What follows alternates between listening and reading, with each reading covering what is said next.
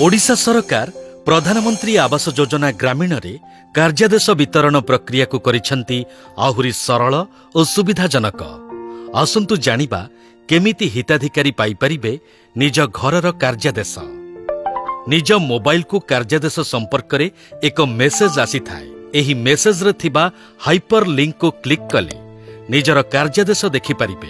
आहुरी मध्य www.rhodisha.gov.in website को जाई PMAYG कार्यादेश link को क्लिक कले कार्यादेश देखि परिबे। एथिपाई निजर आधार नंबर पूरण करी क्लिक कले आपण कार्यादेश देखि परिबे।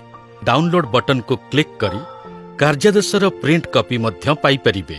एही प्रक्रिया रे कौनसी असुविधार सम्मुखीन हेले संपृक्त ब्लॉक कार्यालय को जोगाजोग करंतु।